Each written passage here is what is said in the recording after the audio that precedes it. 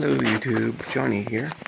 I would like to give a special shout out to the Blue Limit Soldiers for inviting everybody to make a video for the movies that they are grateful for.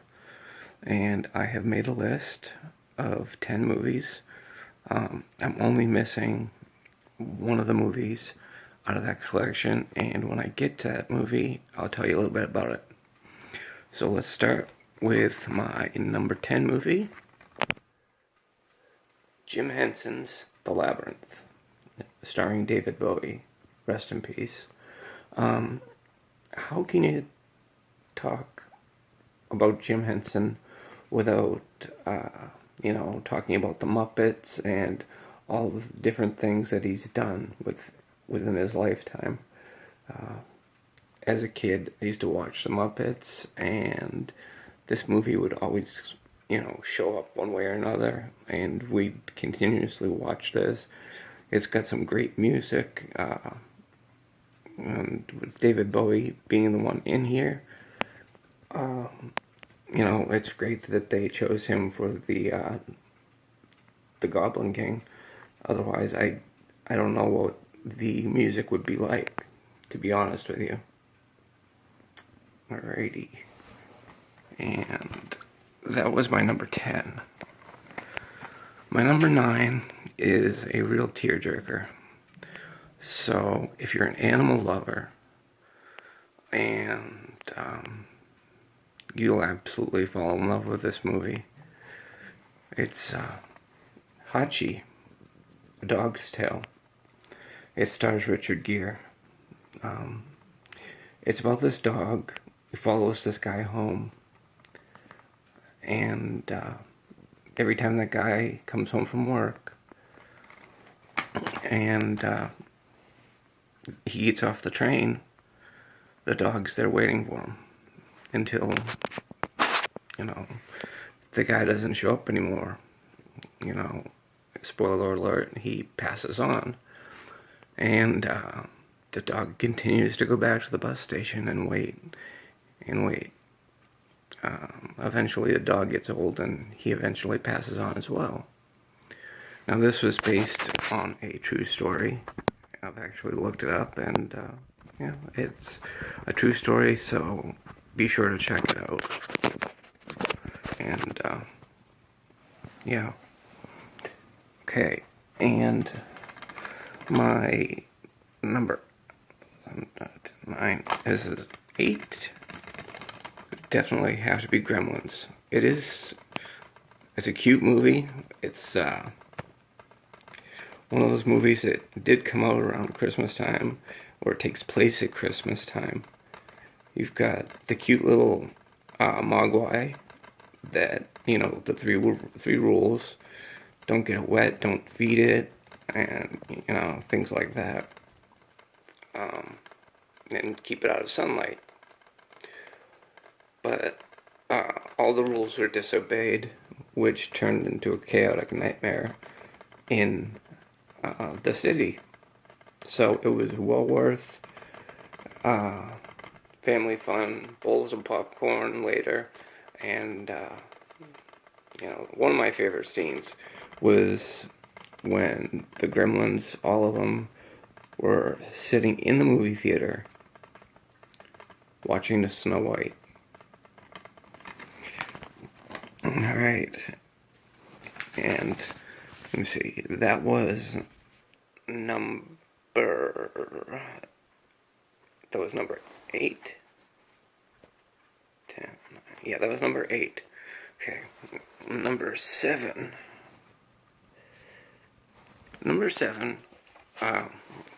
Everybody seems to be putting television series in one form or another into their videos. So I thought I would be no different. Three's Company. You really can't go wrong when you've got John Ritter in a television series. He is, or was, an excellent actress, along with Joyce DeWitt and Suzanne Summers for some of the time. I actually saw a documentary on Three's Company, and she wanted more money, so she was a little on the greedy side. But, what can you do? Alright, and number 6, I know everybody's seen. This is one of my mom's favorite movies, and she absolutely idolizes the actor in this movie, and that would be Grease. Great musical, songs that everybody can sit down and sing with, and great dancing scenes. And I've never seen it on Broadway, but I would absolutely love to. And yeah, this is a good movie to sit down with your family. I mean, it's got its moments where it can get a little raunchy, but it's a good movie. And that was number 6, so we're on to number 5. Alright, number 5, Sylvester Stallone, Rocky. What can you say about the Rocky saga? Not just one of them, all of them, that hasn't already been said. I noticed that some of you had already chose this movie. That's fine. Rocky to me meant something different. It was very inspirational, and the music, the things that, if you recall in Rocky 2, he had an entourage of kids following him while he was doing his training to fight Apollo for the second time. And I know for you wrestling fans, if you look at Rocky 4, and then he's fighting the Russian, you compare it to WWE, where the American wrestlers, John Cena, is fighting Rusev. If you look at the two blondes, the one from Rocky, his ex-wife, in real life, and the Russian wrestler, supposedly, you will realize how true, they play that storyline out. They compare it to the Rocky story. Not in so many ways, but they do. Yeah. So, yeah, that's... Rocky 5 could have gone without it. But it's still... it tells a great story, and I can't wait to see if they're actually going to make a Creed 2. I don't know how they're going to do that, because they're talking about bringing Carl Weathers back, and it's like, things have just, I don't know. If you want to bring Apollo back, then maybe in flashbacks or something like that, but I don't see it happening. That's just me. And for our number 4 video, E.T., the Extraterrestrial. Now, when I was younger, this movie was in the theaters, so I got to see it there. It was just about an alien that wanted to go home. And life was just a lot simpler. My parents were still married. It was me and my brother and my dad's mom, and she's passed away by now. So the one amusing thing that I did think about this was, when the movie was over, I asked my dad's mom, my grandma, what she thought of the movie. She said it was a great movie, but the alien was homely. So instead of saying that E.T. was ugly, she said in a polite way that he was homely. And at the time, I was young, my brother was young, we didn't know what that meant, so we had to ask our parents. And then later, we got upset with her, and it wasn't her fault, who thinks an alien is going to be cute in the first place? But that was my entire take on that. So this was my number 4. Now, here's the one that I don't have, and I'll talk about it a little bit. It is on eBay, I believe, for $39.99, and it's just a regular, plain Blu-ray movie. It's the Chipmunk Adventure. And I know I had asked some of the Blue Limit soldiers if they had seen it for any cheaper than that. But back in 1989, it was released in theaters. I had actually won tickets. I was born and raised in Massachusetts, and they had this television station called the WLVI, and I'd won tickets through their kids club, and I was about 12. Sorry I'm so shaky. I've got it's just my phone. So through the years, before we won the tickets, before me and my family won tickets to that, it was me. I was thin. My best friend was tall and thin, and my brother at the time was short and stout. So we always used to like to role play, and this is going to sound silly as hell. We'd role play live action Alvin and the Chipmunks.